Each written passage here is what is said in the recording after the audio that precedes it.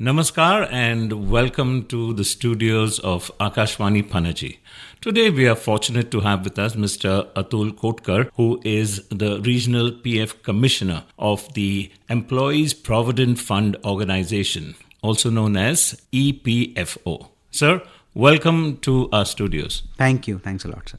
Have you been here before? No, in Akashvani, Goa, this is my first visit. But what about in Goa? I am in Goa since last 3 years. Wonderful. Yeah, and I'm enjoying the stay over here. Okay. But your climate is more about finance and managing aspirations of our countrymen, because I think you're about to share with us some wonderful news which our listeners are going to be keen to listen to. So what is this exciting news you have for us? Central government has come up with a very good scheme to promote the employment generation. Okay. The scheme is called as PRADHANMANTRI VIKASIT BHARAT ROJGAR YOJANA. Okay. It is already announced by the government, and the benefit period and registration period of the scheme would be from 1st August 2025 to 31st of July 2027. 2 years. Yeah, and if the establishment is a manufacturing sector company, then it will be extended to 3rd year and also to the 4th year subsequently. Okay. And who are the beneficiaries or proposed beneficiaries? Yeah. So, sir, this scheme overall outlay of the government, budget outlay proposed by the government is around 1 lakh crore. That's quite a lot. Yeah. This 1 lakh crore, the beneficiaries are considered in two parts. Part A is employees and Part B is employers. Okay. So government is projecting to spend around 20% of this budget outlay for the employees benefit under Part A and around 80% under Part B, that is for employers benefit. Right. So how do the employers benefit? Before proceeding with the employers, I would like to enlighten about what are the benefits of the employees under Part A. Okay. So the Part A benefit for the employees is basically for the first timers. The first timers who are coming fresh from the college, or the employees who are first time becoming members of the EPFO, okay, they would be eligible for this benefit provided their establishment is EPFO covered establishment and the establishment extends this benefit to them. Okay. In order to extend this benefit to such employees, their salary should be less than 1 lakh rupees per month. Okay. So any employee having annual package of around 12 lakhs or less than that would be eligible for this benefit. Okay. The benefit would be around 15,000 rupees, that is 1 month's wage, up to 15,000 rupees would be paid as an incentive to the employee. And this 15,000 would be paid in 2 installments. Okay. First installment would be paid after completion of 6 months of service, because the employee should... Continuity. Yeah, yes. There has to be stability and continuity in the service.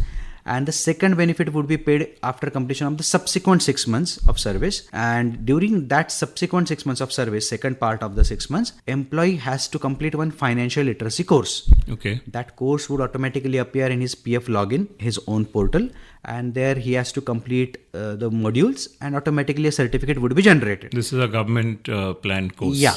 Okay. The course would have contents like personal finance, understanding about mutual funds and other market scenarios, investments, then some taxation, personal taxations, and then some awareness about mitigation of frauds and what are the modus operandi of various fraudsters. So in order to have a very economically literate workforce, so government is planning to give them a basic idea about their financial understandings of them. Okay. Then this second part, once it is completed, the further amount would be released in the bank account of the employees. So here their registration is very simple. Yes. They have to just register with PF. Employer will start remitting. Through their ECR, we will automatically monitor whether their remittances are being made or not. And if their service is more than 6 months, the benefit would be paid to his Aadhaar linked account number.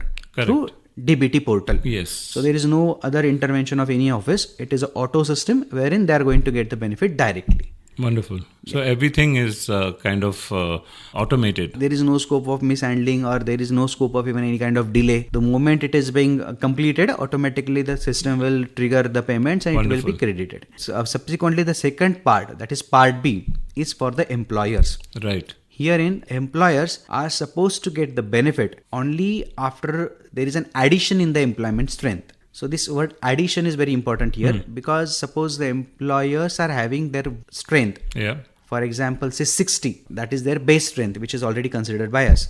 And now they are employing 70 employees. So there is an addition by 10 employees. Correct. So if I just give you a broad example, for this addition of 10 employees, every employer would get 3,000 rupees per month per employee. So this 10 addition, the employer would be getting 30,000 rupees per month as an incentive. Here, the employees are not required to be first timers. They may be first timers, but they may be experienced also.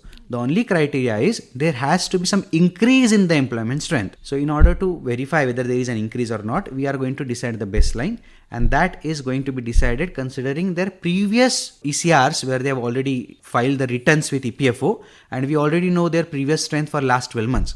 So we will come up with an average, and we will declare the average through their portal, and then they can see to it whether there is an increase or not. The benefit period is again from 1st August. So if employers are having any plan for expansion, they may proceed with the plan, as government is going to give them some incentive for new employees hiring. There are certain little technical things also involved in it. If the employer hires new employees and their salary is up to 10,000, then it will not be given as complete 3,000 as incentive. It would be given proportionately. Oh, I see. Suppose it is 5,000 salary, then 500 benefit. 10,000 salary, it is 1,000 benefit. 10% in a sense. Approximately 10%.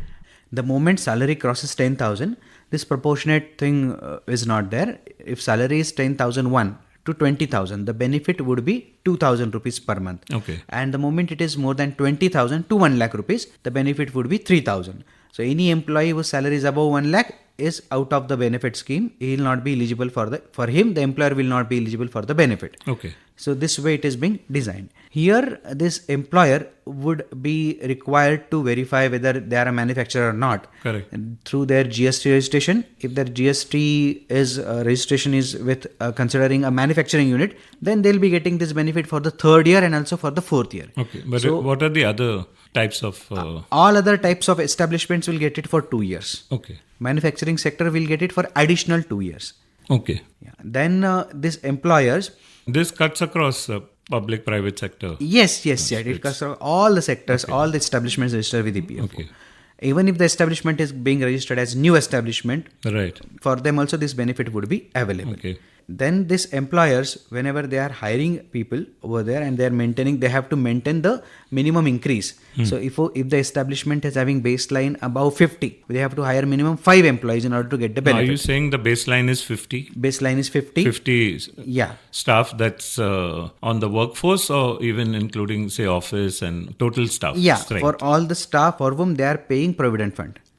All the employees who are enrolled with PF. So if that strength is 50 and above, then there has to be minimum addition of 5 employees in order to get the benefit. If the addition is just by 4, baseline is 60, now they are 64, 63, 64 like that, then they will not be getting the benefit. It has to not even pro rata benefit. No. And if the establishment is a smaller unit, their baseline is less than 50, say 40, 30, whatever, then the minimum increase required is 2 employees. And now these employees, they cannot just hire, comply for 1 month and then they go, the benefit will not continue. Employee has to be in the service for minimum 6 months. Many companies, they have like a probation period, right? So is that counted as part of the 6 months? The moment they start complying for Provident Fund, that day one would be considered as their joining thing and they will be covered. So here when the employers are hiring them on apprentice or probationary thing, and they give them some stipend kind of thing. So I would request them to give them Provident Fund benefits also. Because in any case, their PF liability is around 1,800 rupees on 15,000 wage ceiling. And the government, if the salary is around 25,000, they are going to get incentive around 3,000. So why to deprive that employee from the social security benefits? So give them the benefits, because PF scheme is a social security welfare measure, where we give the benefits of Provident Fund, then insurance, which is around 7 lakh rupees, and then pension at a time, widow, 2 children, and if there is a disabled children, the 4th. So at a time 4 pensions can be given to a family with just 1 month's contribution. So it's a fairly good thing to give social security benefit to all our employees. Then if the employers pay all these ECRs within the time, 15th is every month. They have. You keep saying ECR. For the Yeah. layperson, what does ECR mean? ECR is our electronic challan cum remittance, Okay. which is every month they have to file it and pay. So the payment mechanism of Provident Fund is through ECR. Understood. So all the employers it's a routine thing for them because every month since 2012 they are paying through ECR only. Okay. So this ECR data, as they pay along with returns, so every month their data is with us. So we will just analyze the data and give the benefit. For this claiming this benefit, no separate registration is required. Only few details are required to be filled in, wherein 8 columns are to be filled by the employer in their portal. Once they have to submit their name, establishment name, GST number, PAN number, TAN number, bank account number, bank branch name, bank IFSC code. Only these 8 details they have to furnish, and based on that they can start claiming the benefit. You must be having a website or something where all these details you could share with our listeners. Yes. Every employer is having their own portal. Oh. And through their portal this benefit is available. If they are a new establishment and wants to get registered with EPFO, they can visit our website, and through Shram Suvidha portal also they can log in, they can register, and if they are a private limited company, they directly get the code number through MCA's website. Okay. Ministry of Corporate Affairs, they have a website where they register a company. Along with the registration of company, automatically PF registration is being given. I see. Now here these employers, what they have to understand is they have to file gross wages appropriately in the returns in the ECR. Because if they do not file gross wages appropriately, government will not come to know whether the employee's wages are more than 1 lakh or not. So this is one precaution they have to take care. We have already published the circular that it is being mandatory from next month to file gross wages. Many employers file only the wages on which PF is being paid.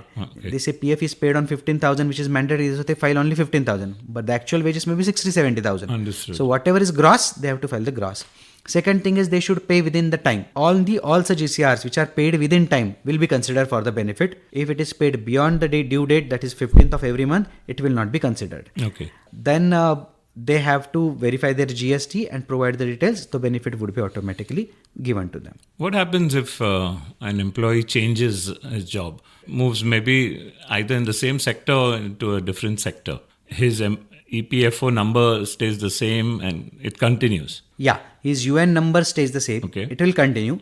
But as far as the benefit under the scheme is concerned, if the employee has served for 6 months and his first installment is already being given, it will be given to him, it will not be recovered, and then subsequently he leaves the job in the next 6 months, then the further benefit will not be given to him. If the employee leaves the job within just 2 months of service, he will not get the benefit, because the ultimate purpose is to get them stability for the employees. With the stability, the employer will also get a stability with the employees. Yes. And the employee will be in position to develop his skill set, which is the ultimate goal. The fresher should develop a skill set, then only he'll be a good workforce for the nation.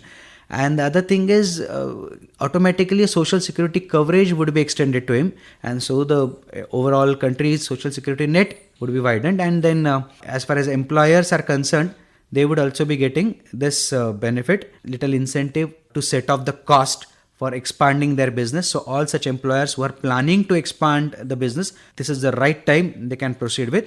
I would just like to add a last point to it. In addition to EPFO, there is one scheme introduced by ESIC also, which is again under the Ministry of Labour and Employment. The regional director of Goa is already in association with EPFO. Both of us are making people aware about both the schemes together. There also there is, if they come and voluntarily and do registration now, ESIS is not going to verify all their previous issues. Henceforth only they have to comply appropriately. So if the employers are willing to expand, they can take benefit of both the schemes, and they'll be in position to give social security to all their employees. Something struck me when you spoke of expansion. Is there a time frame in which an employer has to increase his staff strength, say, by 10%? Because we don't, companies don't always hire 10 people at a time. They may hire 1, they may hire 2, and so what is the time frame allowed for that? Understood, sir. Here, this time frame is of 2 years. So whenever, if 1 month the strength is below the threshold, like 5 increases required, 60 was there, 65 is minimum required, but they could pay only for 4 employees. Like 4 employees were new. So in the next month they hire 2 more. So it becomes 66. Correct. So that month onwards it will be given. So it is like the month it goes down, for that month it will not be given. But the benefit would be given only after completion of 6 months. That is the standing kind of. That does not change. Yes. Now, you also spoke about strengthened financial literacy. I think even those who do not come under this scheme, or the previous employees, need this kind of education in today's day and age, where there's so much of fraud and online scams happening. As far as EPFO members are concerned, whenever we get a chance to interact with them, so every month 27th we have a Nidhi Aapke Nikat program, which is awareness program, which is a grievance resolution program, wherein we go to the industry and we request them. Today we are in the Kundam industry, the camp is already going on, so there people come together and we educate them about all these issues. Okay. This scheme, are you aware of what was the thought process behind this, because this seems to be a very good thing, but it's come now in 2025, should have come in 2005. Previously also there were schemes like ABRY, Atmanirbhar Bharat Yojana, PRADHANMANTRI VIKASIT BHARAT Yojana. Right. So schemes were there to promote, but this time it is a holistic thing wherein many things are being considered. This experiment is already successful in many countries. Okay. So government has studied it, and then the plan is to generate employment, and the youth should get a good employment. There are many cases where there is some disguised employment also, wherein they are eligible for one work but they are getting a subordinate level of work. Understood. So that can also be mitigated. And another thing is government wants employers to have this feeling that government is with you and they are willing to support. Government is willing to support them for their growth, so that the employment can be generated. Wonderful. And there are a lot of companies in Goa which you will be directly, in contact with. So that must be, little more legwork for you and moving around and getting this scheme implemented. Yeah, every day we are having one workshop and seminar in our office premises to make people aware about the scheme. It is held between 4 p.m. to 5 p.m. Okay. So I would request the employers who have missed it, they can come and join the workshop. It's the same workshop every day? Every day. We interact with the people, we understand their queries, we give them resolutions if they have any, and if they have any doubts about the schemes, and we also help them to understand it in better manner. And then the people come and they visit and they ask questions. So any employer or the employee wants to get some clarification, they may also visit. They may visit our social media pages. They may visit Social EPFO. There also it's available on our website. It is available. Oh, wonderful. And wherever it is possible, we are ourselves trying to come in contact with them and spread it through various Chamber of Commerces or industry associations. So EPFO means Employees Provident Fund Organization. So that's it. Yeah. Yeah. And specifically, what is the website? It's www. Yeah. It is www.epfindia.gov.in. Okay. This is our website. Okay. And Social EPFO is our YouTube handle. So there also the videos and the educational things are being regularly posted by officially by EPFO. I think that's wonderful. Well, sounds like you have a lot on your hands and you must be a very busy man. So, we thank you for taking the time out to come here to Akashvani Panaji and share all your ideas and plans for the betterment of those who are registered under the Employment Provident Fund organization. Yeah, thank you. I would like to thank you for giving this opportunity to interact with the people through Akashvani. Thank you. Thanks a lot. Thank you.